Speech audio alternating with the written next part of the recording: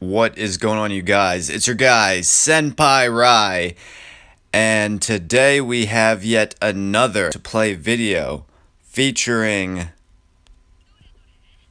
Miss Maxima herself and her entirety.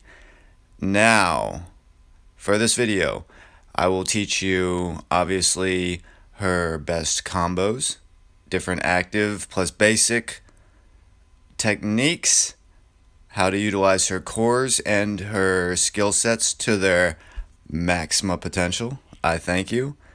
But first, let's get this beauty up to par. And everybody that you see in these how to play videos will be at least 3 stars. That way I can also equip their best Imprint Stones and best possible combinations of battle cards. So without further delay, let's get started, everybody. Come on, let's go. Okay, everybody, here we go. 3-star Lady Brian coming up right now. Wait, hold on. Wrong how to play video. Skip. Griselda. Everybody's favorite new gypsy, who's actually the head of a corporation. Let's get you to 3 stars right this second, missus. What say you? Or what say we all? 3, 2, 1, go. 3-star Lady Geese, let's go. Wait, wrong vid. Shion? Really? You chose Shion. Not actually a bad choice. Amazing, probably one of the best leaderships. And now, as you see, Lady Shion is 3 stars. Oh. We're not doing Shion for this how to play. Never mind. Now, how about Nameless? There's at least one person out there that wants to see Nameless completely maxed out in a how to play video on this individual. I mean, hopefully, right? Okay, fine. Let's get him up to level 40. He's already 4-star. There you go, you heathens. Now, oh snap, I got a rare trophy where I upgraded a character using capsules. Now let's burn 2 memories and 4 purple fest souls to get Nameless up to 5-star god mode right now. Wait, I already did a how to play on Nameless. Okay. Skip. Well, he's like Ray Romano. Everybody loves Nameless, so I'm okay. Skip. Okay, fine. Let's get Saiki up to 5-star right this second, because this is another one of my best characters in my own humble opinion, and I know that people have been wanting to see a how to play on him. So, well, we got all the other newer units at least up to 3-star, as you guys saw, so it is a toss-up who I want to do this how to play video on. And, I guess I narrowed it down between Saiki and Maxima. So, without further ado, everybody, let's get my own personal favorite demon up to 5-star right now. And behind Nameless, he is my second character to have this title of being 5-star. So right now, 5-star Saiki, ready to rock and roll. Let's go. Oh, you wanted Maxima instead? Okay. Well, could not find the footage on whenever I first got her up to 3-star, so let's do a playback, a flashback, if you will. And then we'll get started with Maxima's video. Come on, let's go. Okay, red on red. And this is the first time that I've jumped back into a banner to get this many memories for a unit. Usually after I awaken them one time, I let them fly and just leave them as is. But again, Lady Maxima is ungodly powerful. Phenomenal leadership skill for anybody in a Nest team. And again, her skill set is similar to Lady Zero's. She is a... Oh my god! A range specialist! Come home! Lady Maxima! Jump into the roster! Sweet, sweet girl. The world is yours. Watch what I do with her right now. Okay, everybody, let's get Maxima from 2-star up to 3-star. Now, of course, I gave you the preview about how I was working on how to play with Saiki, but let's do Maxima instead. Maxima effort, everybody. Come on, girl. Do your little boom. There it is. Okay, everybody, this is a quick introduction to Maxima. Now, Maxima is a very fast, powerful character, but she does suffer from the, well, curse of being a glass cannon. As you see, her skill 2 is pretty basic. It's a throw move, which has a reset on her skill 1 and her skill 3. Now, her skill 1 is a projectile and her skill 3 is a projectile. But see, that's her skill 2. When they're up against the wall, that's when she really shines, because again, her skill 1 and her skill 3, both projectile moves.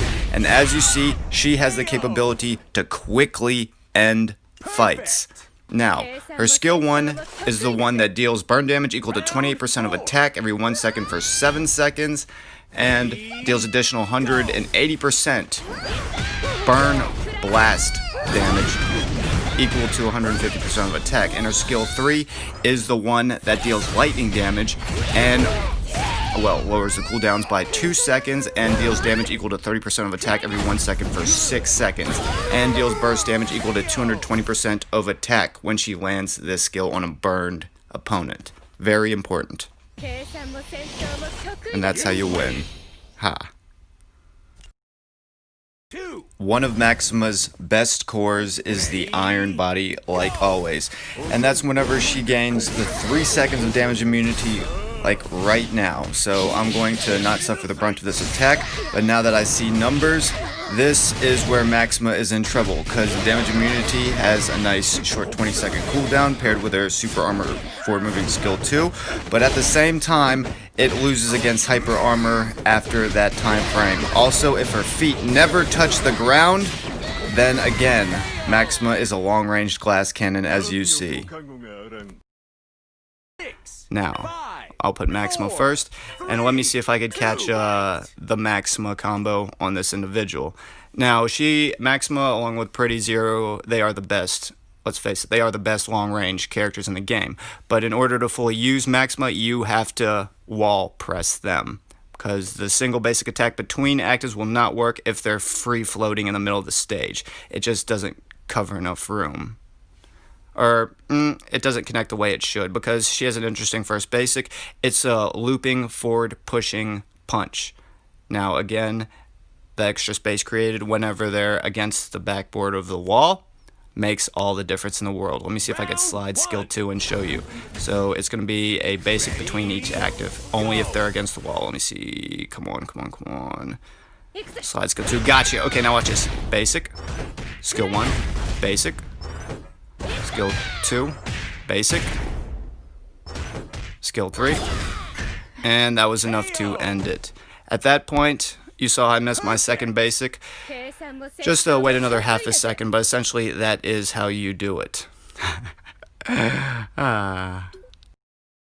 Okay, everybody, now that you've seen what Maxima can do to a certain degree, let's talk about her combo. Essentially, you want to start off with her skill 2, this one right here, and that's the...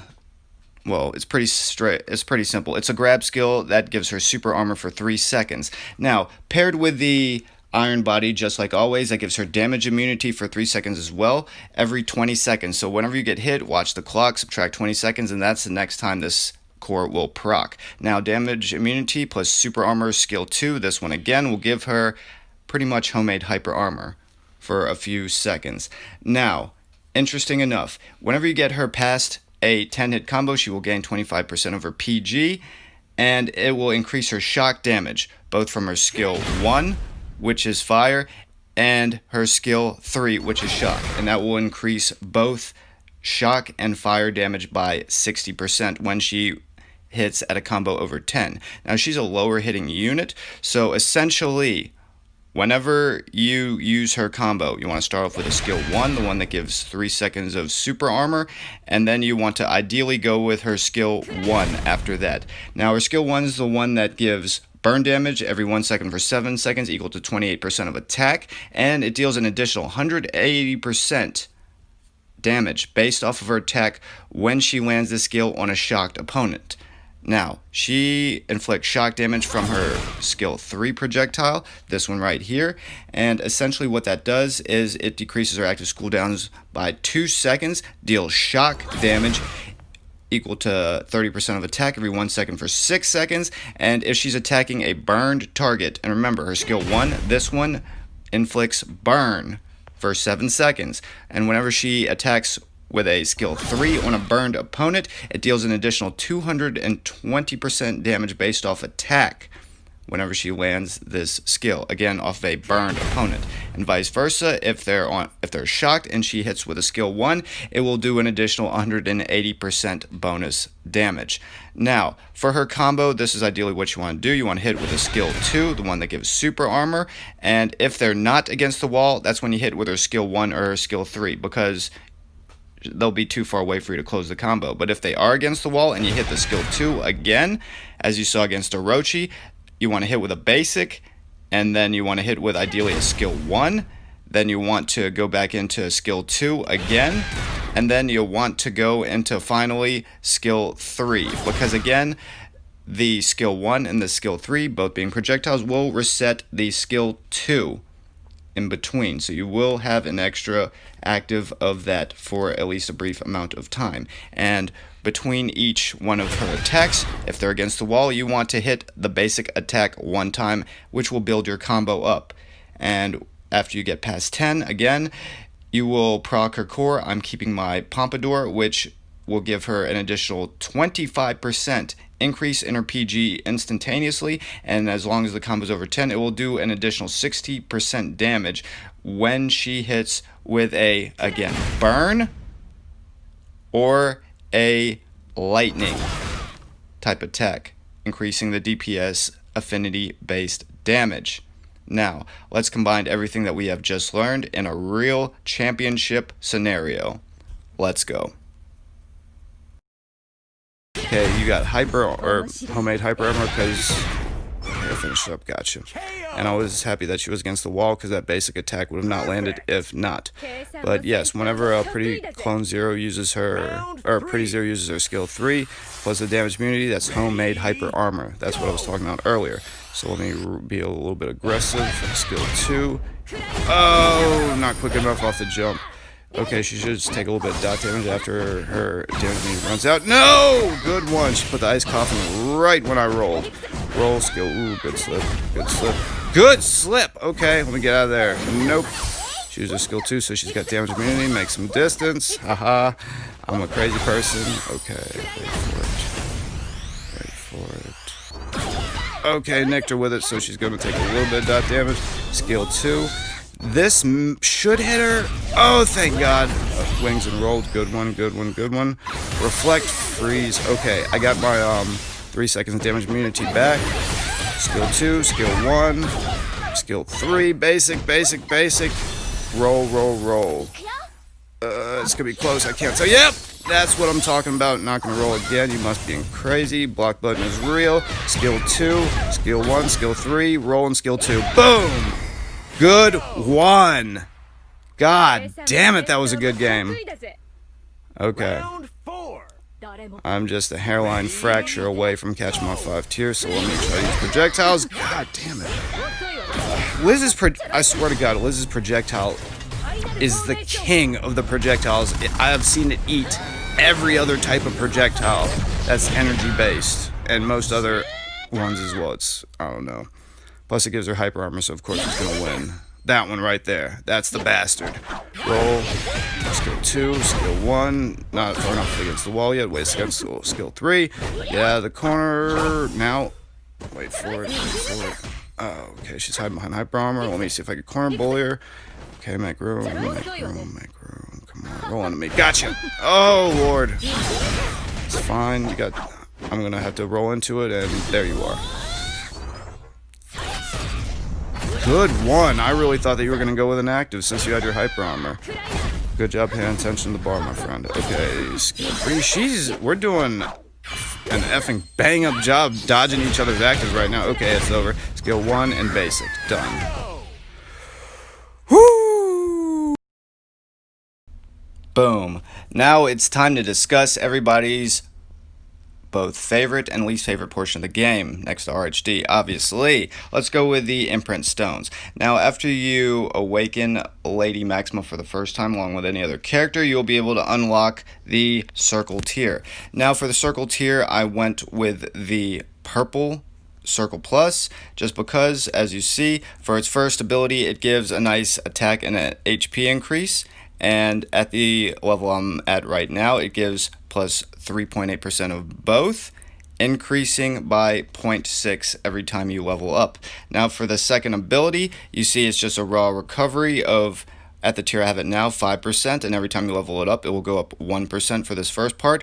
So 5% HP recovery upon landing an active skill whenever I hit with a crit hit, as long as my HP is 70% or less, with a short 15% cooldown. And once again, you see how it increases by 1% per tier. So very nice.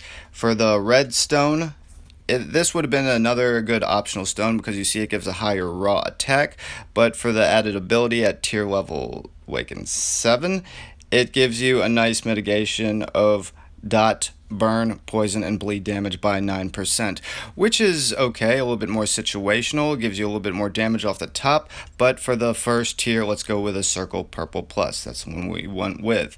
Now for tier 2, after you awaken your character 2 times, you will be able to equip the Square Imprint plus Stone. And as you see, we went with the blue one because the blue gives a nice raw attack stat boost, and at the tier level we're at right now gives 7.2%, and every time you level it up, it will go up by 1.4%. Actually kind of nice. Now for the second ability, unlocked at tier level 7, this is where it will decrease damage on a sliding scale, and at the tier level of it now, it's 12% mitigation of damage, and every time you go up, it will be an additional 4%. So it jumps from 12 to 16 after if I were to level it up one more time. Now other good potentials would of course be the only stone I got up to level 10, the yellow Square Imprint plus Stone. Now this one is a beast. This is one of my favorites, if not my favorite Imprint Stone, because you could slap this on every character. And as you see, at maximum level, it will increase your power charge rate by 8%, which is pretty huge to say the least. And of course, it will give you a PG gain of 4% every 1 second for 10 seconds whenever you use your awakening skill and pop your wings out. That would be also an excellent choice as far as your Square Imprint Stone, but we went with the blue one as we previously mentioned. Now after you awaken your character 3 times, you will be able to unlock the legendary Hexagon tier. How about that, everybody? Now of course we went with the red Hexagon, and as you see at the tier level it's at right now, gives a nice 8.6% HP increase, and at its next level, it will gain an additional 1.4%, gaining a 1.4% increase at every level. But the second ability is magic. This is why I chose this one. What it essentially does is it decreases active skill cooldowns by 1.5 seconds, and every time you level it up, it increases by half a second. So it would go from 1.5 to 2 seconds, but decreases active skill cooldowns by 1.5 seconds upon landing an active skill on a burned, poisoned, or bleeding enemy. Now, as y'all remember, Maxima's skill 1, that's the one that inflicts burn damage for a few seconds, and she does have a reset on her skill 2 whenever you hit an opponent with a blast skill. Again, her skill 1 or her skill 3. Now, other potentials, there are a lot for this class. You can also go with the purple one, which gives a nice raw attack increase and a nice heal whenever you are frozen or petrified with a short 10-second cooldown, but that is again situational. Now another interesting stone would be the green, which would give you a nice HP increase, helping with survivability, and increases damage to balance or defense type fighters, granting you an extra 2% damage every time you increase the level.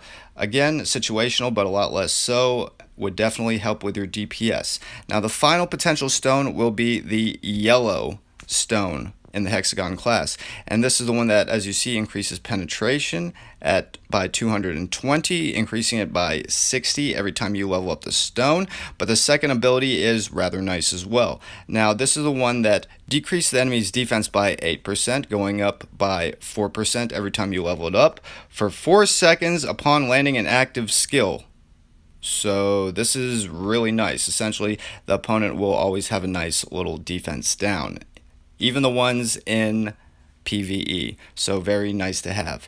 But again, we went with the circle purple plus, we went with the square blue plus, and we went with the red hexagon plus stones.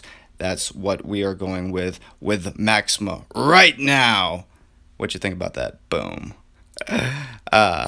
Now, everybody, let's round the video up and dive into potential best set option battle cards right now. Let's go. Boom. Ha.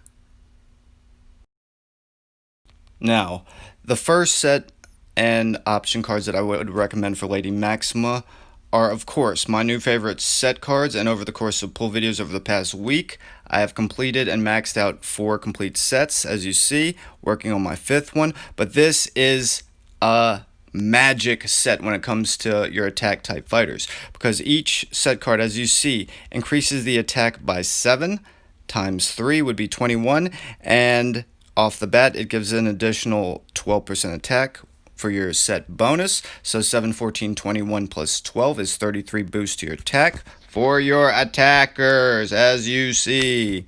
Very good card. But also, it deals extra damage equal to 150% of your attack whenever you land an active skill with a 30% chance. So essentially 1 in 3 chance to deal an additional 150% based off your attack stat. And if you're an attacker and you have this on, this is again magic. So on top of these abilities, its final ability is straight up God tier. Now that's when you become immune to damage for 2 seconds if your HP hits 1 or less with a long 45-second cooldown. Now, whenever this procs and you have an attacker, you absolutely have the ability to turn the tide of battle unless you're hit by some kind of crazy dot damage, which will finish you off. And remember, it's a short 2-second damage immunity, but it is still there as a safety net. Now, with this essentially, well, it's not exactly a free-to-play set, but there are no collab cards, so anybody can make this build, and this is how I typically run with Maxima. And when you do, at tier level 30, she will have 43,960 CP, along with the Imprint Stones I showed you I have equipped on her, giving her a little bit over 250,000 HP, close to 40,000 attack, but unfortunately a little bit over 10,000 defense, because again, she has an attack type glass cannon, but she has a lot more survivability than your atypical glass cannon.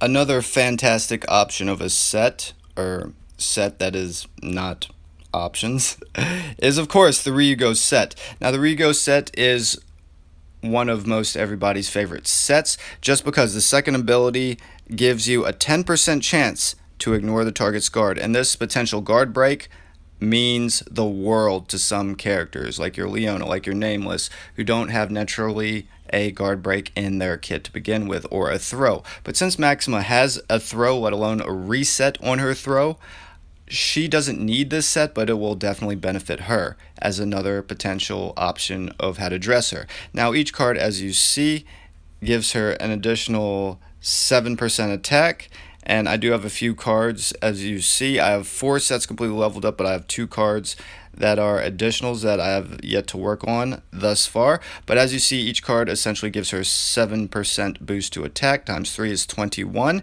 and the set bonus, it increases her HP by 20%, increasing this girl's survivability, which is always nice, compared with the purple circle stone, which gives her more HP and the ability to heal whenever she crits when below 70% health. and it's based off of her HP, so obviously the more HP, the more she heals. Now, as you see, she will also have a 10% chance at guard break. Again, she doesn't need it since she has a throw on her skill 2 and a reset on that same skill. But down here, this will definitely benefit her or anybody else on top of that. It's where it decreases the target's attack by 20% for 10 seconds whenever she's attacked with a short 15-second cooldown. So whenever this procs, there will roughly be about 5 seconds when the attacker does not have a 20% boost to their attack, because this will mitigate 20%, as you guys know. Now, I showed this card in the last build, and this is the new Orochi cooldown card, the relatively new one, and it increases active skill damage by 4%. And this card works beautifully on your types of fighters that have resets on their skills, because that's extra damage right here.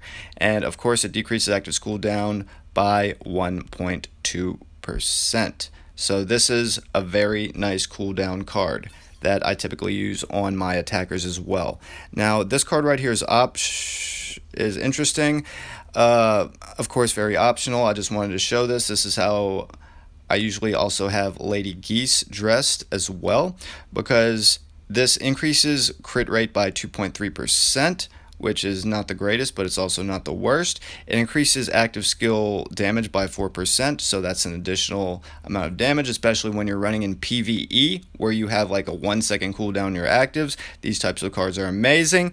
And the extra effect, it increases grab skill damage by 10% whenever it hits. Again, on Maxima skill 2, which also has a reset. Also works with Geese's skill 3. Now, those are the two ideal sets, in my opinion, along with a few potential option cards of how to dress Lady Maxima. And on that glorious note, everybody, we are going to end the video. So, if you have enjoyed my material, please like and subscribe. Check me out at patreon.com/YTSenpaiRai. And in the pinned comment below this video, I will leave links to Volume 1 on how to build, which was, who was it? I believe it was Lady Big. Volume 2, who was Gonets. Volume 3, who was Nameless.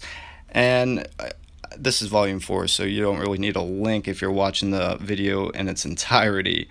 So, all that being said, I hope that this video has been able to show you a few potential builds for Lady Maxima, the goddess herself, because she is a whole lot of fun and she puts out a whole lot of damage, you guys, and I would highly recommend this character. The strongest purple, in my opinion. So, that will be the end of the video, everybody. Thank you all for watching. It may be another little while before I put together Volume 5. Because one, I have to figure out who I want to do that video on, and then I have to master the character. And I could have put this video out within the first, 3 days of the Maxima banner dropping, but I did not feel comfortable reporting on somebody who was so new that I wasn't a master of yet, like I am now of this character. So, God bless you all. I hope that you once again have enjoyed this video. This has been your guy, Senpai Rai, and I'm out, you guys. Later, everyone. Boom. Ha.